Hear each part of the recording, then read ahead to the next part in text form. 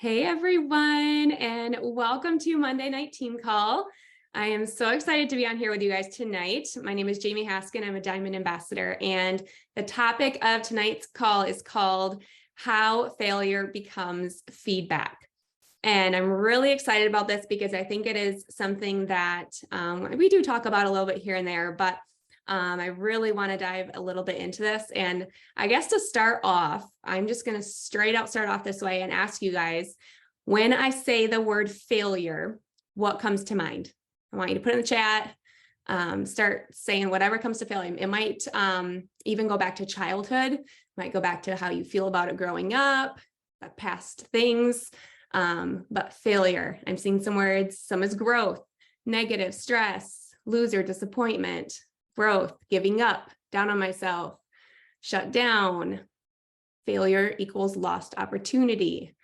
So lots of stuff coming in here. So learning, that's good too. Not enough.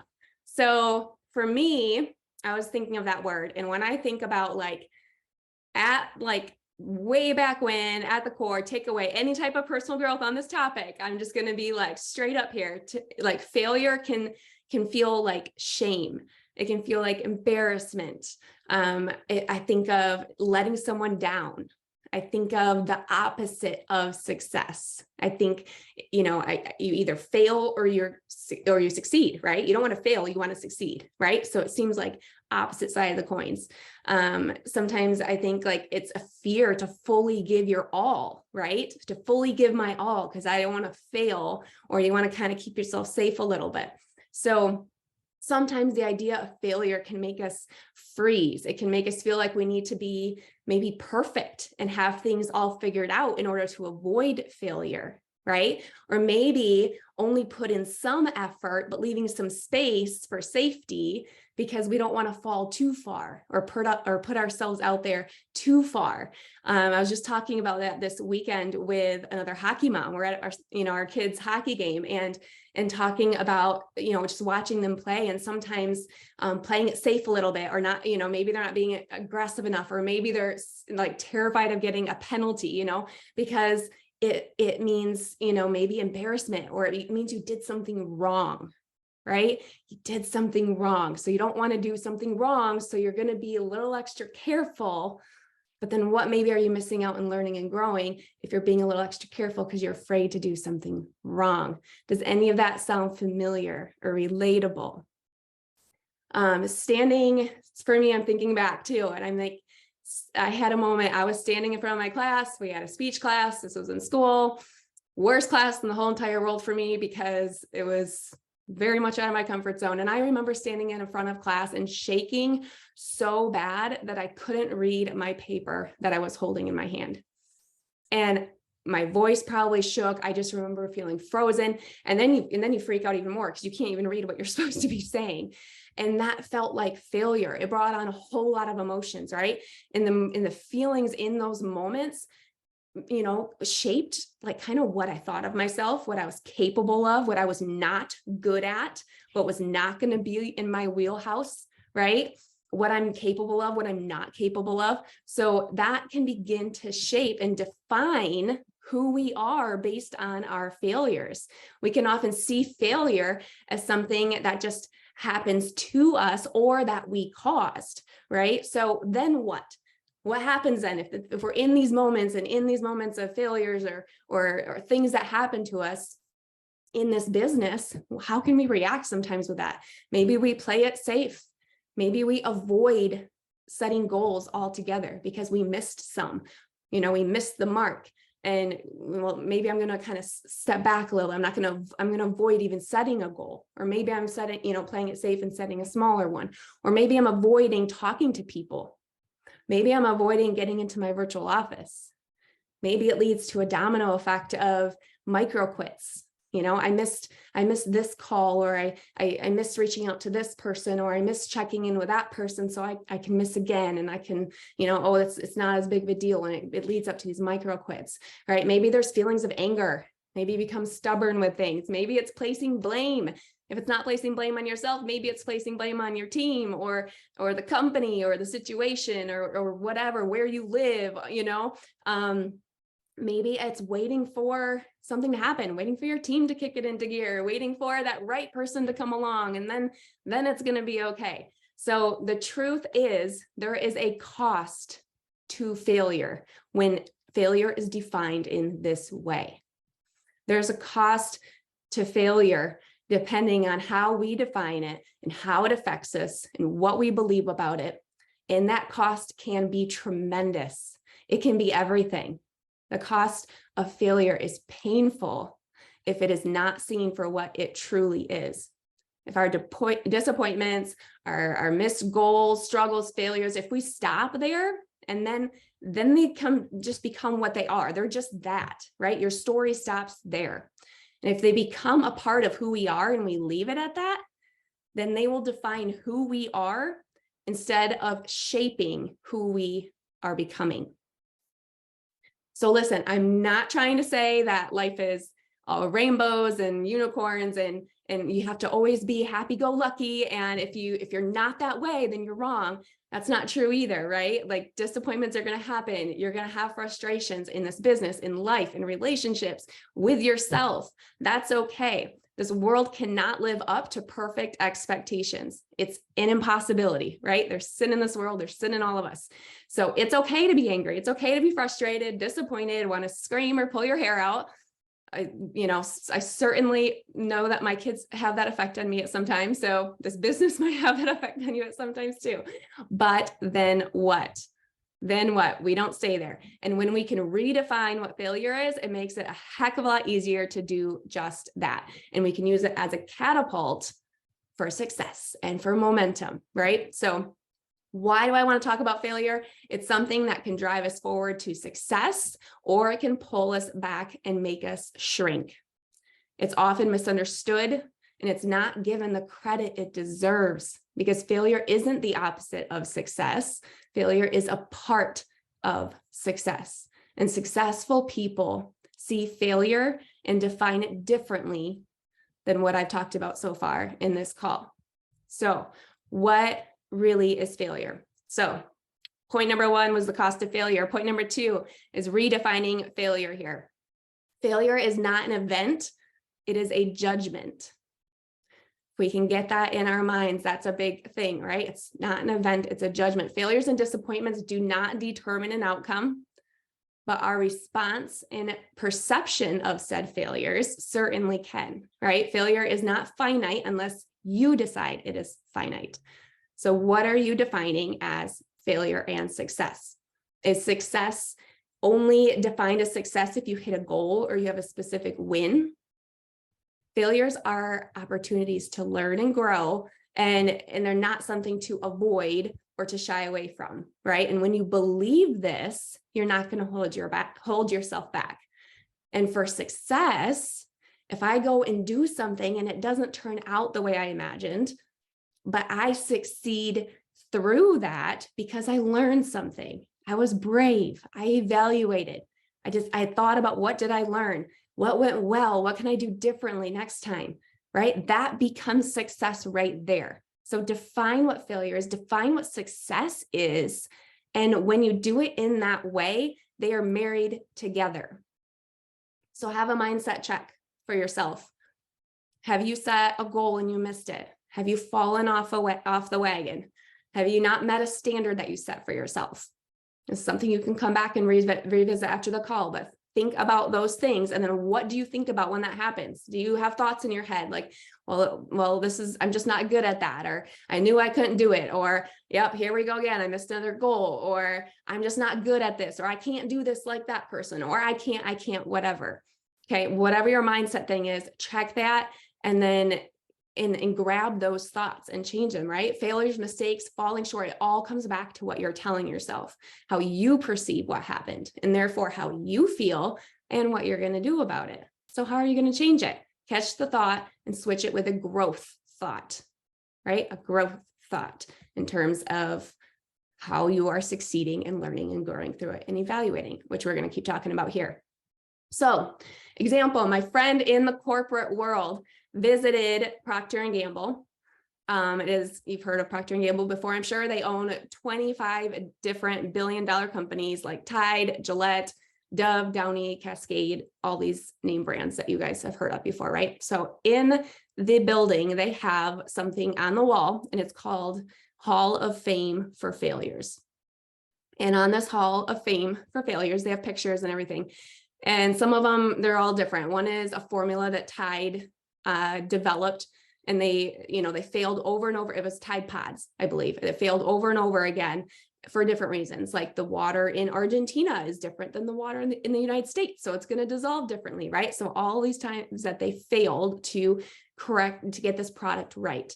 They had another example up there of Gillette blades, and they had transitioned from one blade to multiple blades for this razor, right? And they try and get it out there and it does not take off, but Bic beats them to it because whatever they do and the way they present it takes off, right? So they became successful with it first. So why do they have this wall? They have this wall because they believe it's important to be okay with failure and even celebrate it. Because if you're going to succeed, you need to fail. And if you are not comfortable with failing, you are not going to be successful. When you redefine failure, it changes everything, you guys. Winston Churchill says, success is all about going from failure to failure without losing enthusiasm. So when you redefine failure, that's the way you can keep the enthusiasm, right? You have a whole different set of emotions that come with failure when it's married with success, and you're learning and you're excited that you're learning and growing with it because they are together. Third point, failure is feedback. So let's dive into this.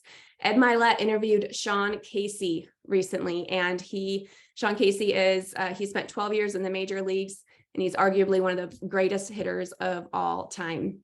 In high school, no one was looking at him. No one was coming to scout him out. His dad, told him at this point, it's time for you to play offense. So what does that mean? He told them, they went to work. He went and wrote letter after letter after letter after letter to school after school after school after school, basically telling them why, they should have him come play for them, right? Out of all those letters that he sent out, only one school came. He only got one offer, and it was not even a top university, and it was only for $1,000, which is not much when you're trying to pay to go to school, right? That's not a massive scholarship, right? So this is what he got from this, right? As a freshman, he wanted his dad to talk to his coach at one point because he wasn't playing.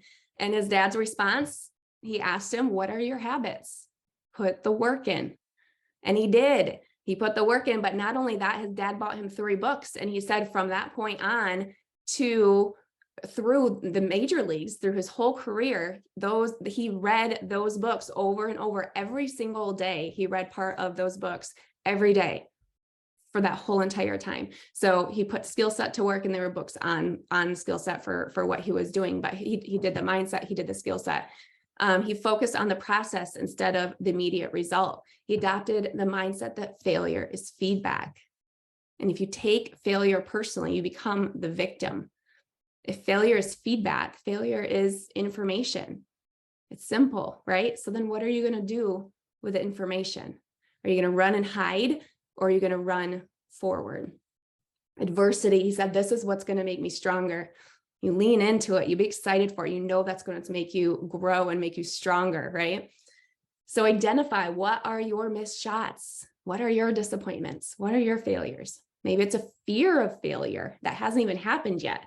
Maybe you've been playing it safe and you haven't even gotten there yet. You just got the fear there, right? And then what's the feedback? Take the time and to reflect and ask yourself questions.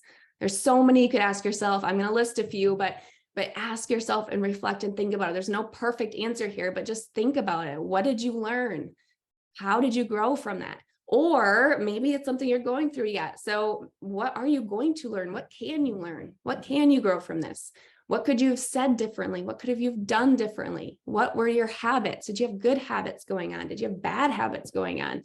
What did you lean into? What did you avoid? So a few examples, just throwing this out of there, that came to mind. I know it can be hard if how do you set a new goal when you've been disappointed for the last 3 months, maybe, of missing a goal, right? Like you feel like you keep setting a goal and you're missing it. So how do you move forward through that? do the feedback on what you're going through. Reflect on the last 3 months. What did your personal activity look like each week? What are your non-negotiables? What did you do well? What can you improve on? Learn and take new steps. Are you starting to pull back to protect yourself from disappointment? Set yourself a goal. Set yourself a stretch goal.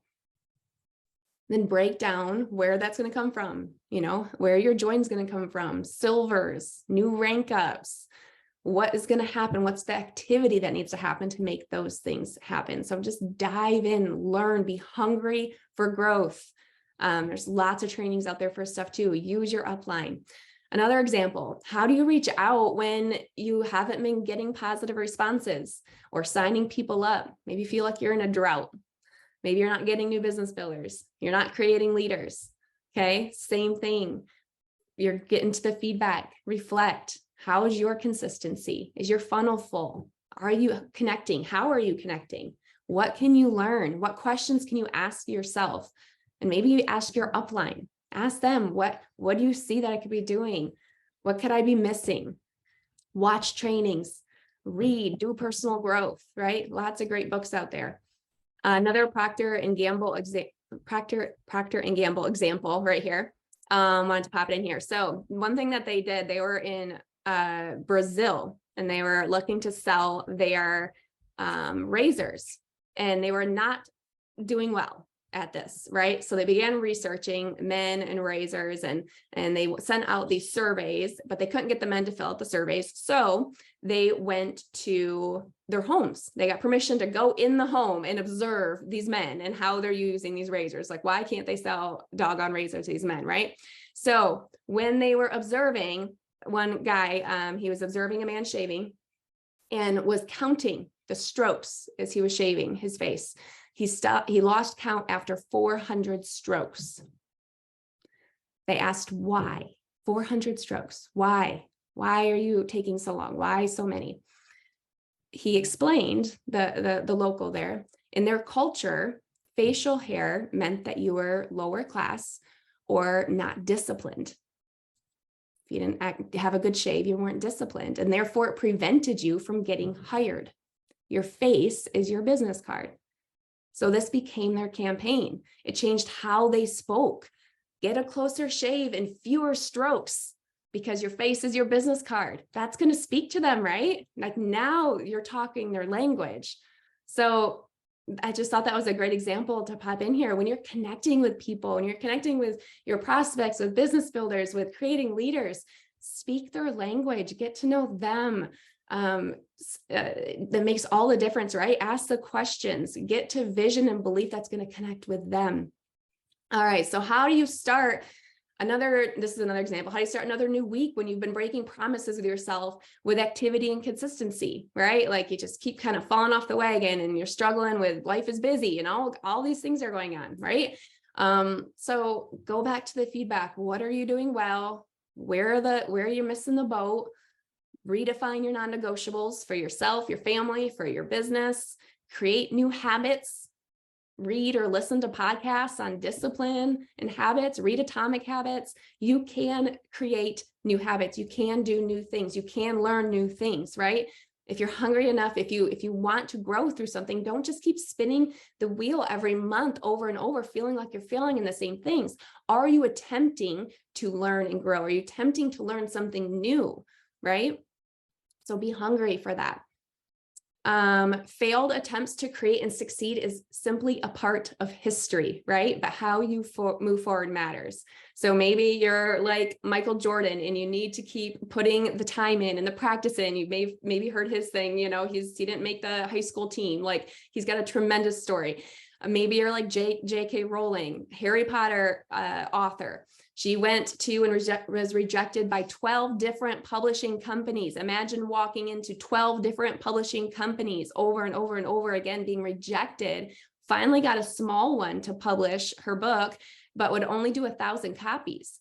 Now, can you imagine her in those moments? She had to have been speaking just as passionately every single time to every single company with just as much belief if she was going to keep pushing through all of that, right? So your passion, your belief, how you speak to people, how you're talking to people about this business, about these products, right?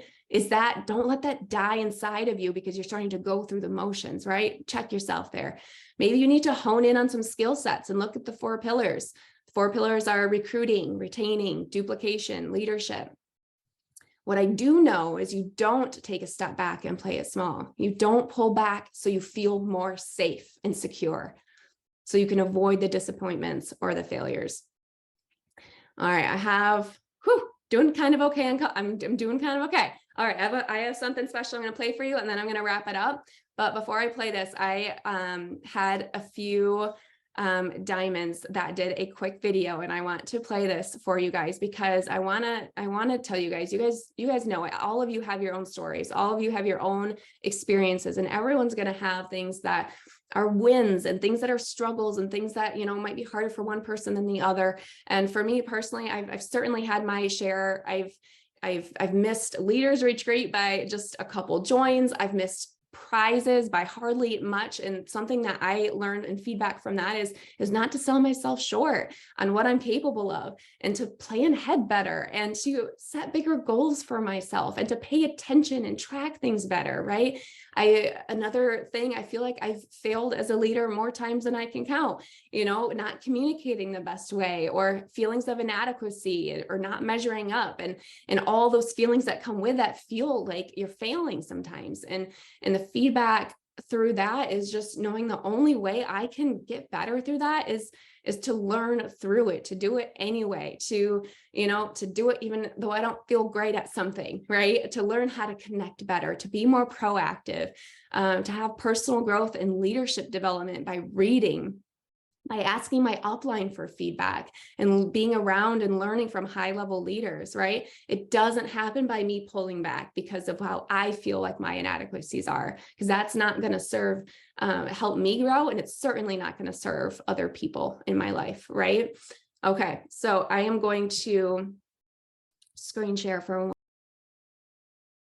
Here we go, screen share. Goodness gracious.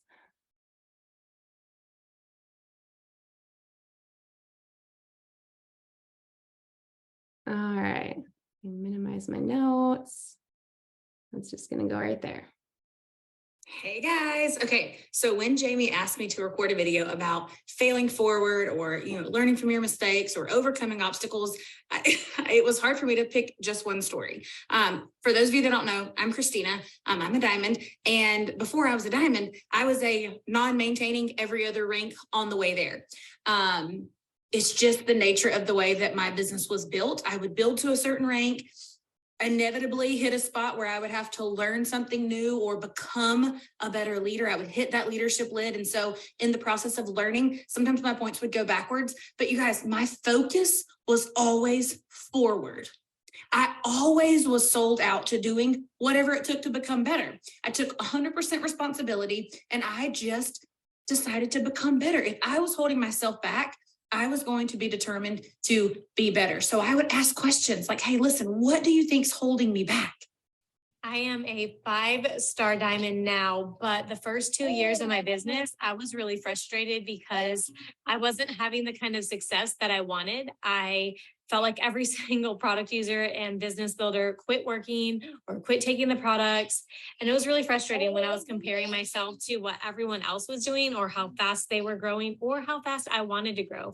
We really needed the money. And as soon as I stopped thinking about myself and really shifted my mindset to doing the best that I could do every day, and stopped comparing what I needed my growth to be and what everyone else was doing, and really just trusted the process. I showed up every day consistently and did the best that I could do with the amount of hours that I had given myself to work my business. And as soon as I stopped being in that negative mindset of feeling like a failure, I was finally able to thrive in my business. Hey everyone, Jill Renfro, Diamond Ambassador from Bryan, Texas. And I'm going to talk about something that we all hold like a big old dark cloud all over us. Are you ready? The number in your virtual office that's in that box, dashboard. Just like you step on that scale in the bathroom, that number does not define you, y'all. That number on your virtual office does not define you. I have fallen below my highest achieved rank more than once, more than twice, and more than 3 times. It's something we just don't broadcast out there on our social media and wear a t-shirt that says, I have fallen below. We don't do that. We tend to hide. But I will tell you what, those times that I have fallen below that highest achieved rank, I'm able to turn that finger around and I am able to really dig deep, do some reflection, take action, and grow within my business in a way that I was not growing up on the mountaintop where everything was fine. We don't grow on mountaintops, y'all. We grow in valleys. So if you have fallen below that highest achieved rank, and you're using that as a number to define you, I'm going to look in this camera and I'm going to tell you to stop it. And I'm going to tell you to turn that finger around and say, what can I do? Where can I take action? How can I role model this for my team? And where can I really do the dirty work as a leader? Because that's where that movement and that goodness happens within that valley. Do not let that number define you. You let that number motivate you to take action, have that personal reflection, and move forward as a business owner and leader should do. So if you're looking at that number and you're stomping your feet and letting it define you, we're done with the pity party. Been there, done that, got the t-shirt. But what I do know is this is where big growth does happen. How do you go from being at the height of the mountaintop to the pit and back again? Because there's going to be hills, there's going to be valleys, there's going to be mountains, there's going to be things in your business. But how do you handle them? It's not what happens to you, it's how you deal with what's happening. And sometimes what's happening is for you, it's not happening to you. This happened to me when I hit Emerald. We hit Emerald as a team in full momentum. We flew past it. We were like rocking and rolling and having a blast. Within 2 weeks of hitting Emerald, I had a death in our family. We went on vacation. I quickly realized I was enabling people and not equipping them, because when I needed to take a second, everybody else started stepping back too, instead of stepping up. So in that moment, I realized a couple of things. I really needed to dig in: personal growth, leadership, and mindset. And I'll be honest, I did none of those things prior to Emerald.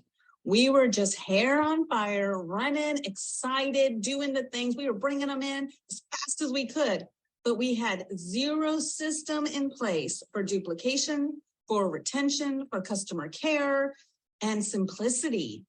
So in that moment, in that season, I could do 2 things. I could quit and give up. Just wasn't for me. It was too hard.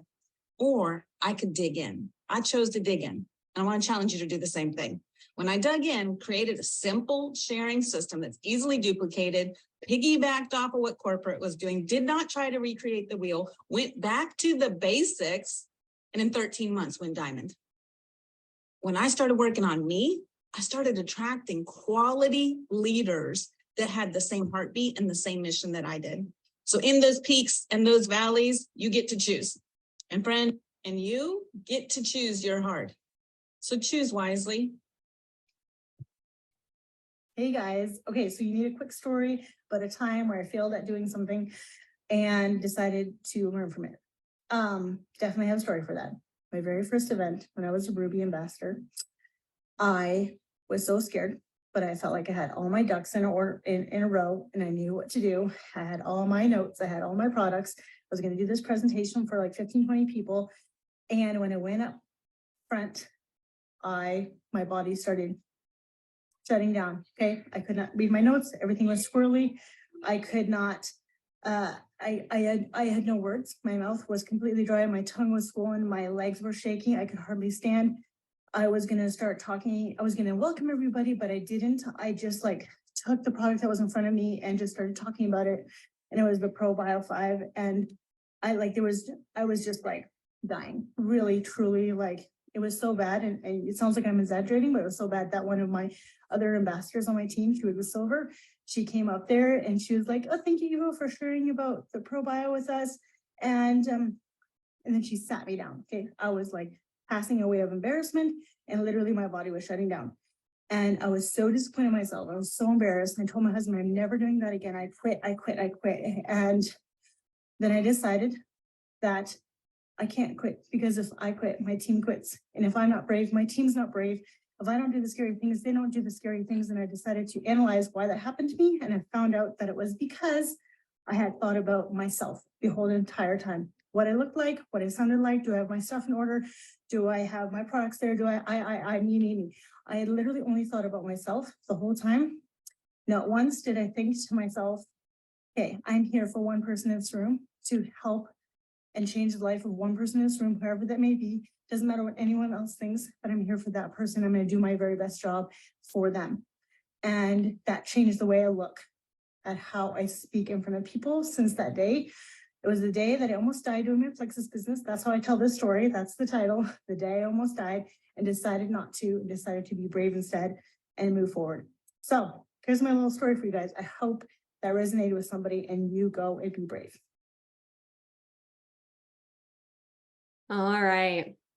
I hope that one of those, all of them, resonated or touched you guys, or just gave an example of some of the stories. There's so many, there's countless stories, right? Of times of insecurities and failures and disappointments and all the things. But I promise you, every single person that spoke now and that you could talk to will say it is 1,000 times worth it, right?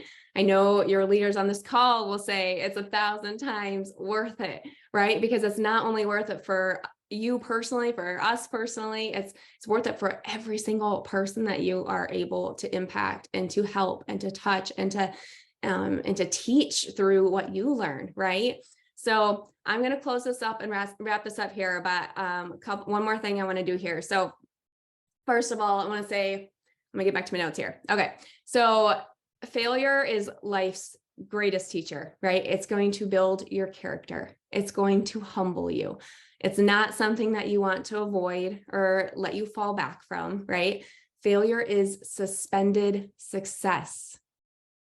It's just there, right? So meanwhile, we get to work hard and learn and think hard and grow and do it consistently. Don't stop when something doesn't go how you think it should or how you want it to. Choose not to hide behind the setbacks. See them for what they really are, your vehicle for success. It's that suspended success that's right there. And remember, when they marry together, it's a part of the process. We are nearly close to the end of this year. We're about to start another year. So it's a really great time of year you're finishing strong in one end. It's a time to reflect on the past year and a time to recharge and be excited about a new year, set new goals, right? So I want to do just a little exercise with you guys for a second. I want you to do me a favor, weird or not. I want you to close your eyes and I'm just going to talk for a second. So close your eyes for me. And I just want you to picture yourself 1 year from now. Are you a different person? You are. I'm going to tell you, you are, because you're going to be a different person a year from now because you grow, right? You've learned more. You've become resilient. You've had conversations that have led to people joining you who have incredible health victories. You've brought in new people for the business who really need this opportunity. And you've brought in new leaders. And now those leaders are doing what you are doing right now. Maybe those leaders are at your rank that you're at right now. You have ranked up. Maybe you've ranked up once. You've ranked up twice. You've ranked up 3 times. Your belief has grown. Your vision is expanding. Your vision is growing because you are no longer limiting yourself. You're no longer limiting what God will do through you. You have seen failure, mistakes, setbacks, and it has fired you up. You've learned, you succeeded because of each of those moments. You can open your eyes. This person that you see 1 year from now, you guys, what is that person doing tomorrow? What is that person doing the next day and next week and so on? To become the you 1 year from now, how is that person showing up right now? With excitement, with getting the most out of each moment? What is that person not avoiding? What is that person getting uncomfortable doing? This person is not giving up on herself or himself. This person is not shrinking back. This person is not choosing comfort over discomfort. What are you reflecting on? What are you learning? Whatever it is for you, write it down. Write your commitments to yourself. Take some time to reflect. This is a perfect time of year for that. And write it down. Think about that. Choose to take each moment of failure, wins, setbacks, mistakes, or otherwise, and use each one for feedback to propel you forward as you succeed in all of these moments, through all these moments, because that is where your success lies. Thank you, guys. That's what I got you for tonight. I hope you have a great night, and I will see you later.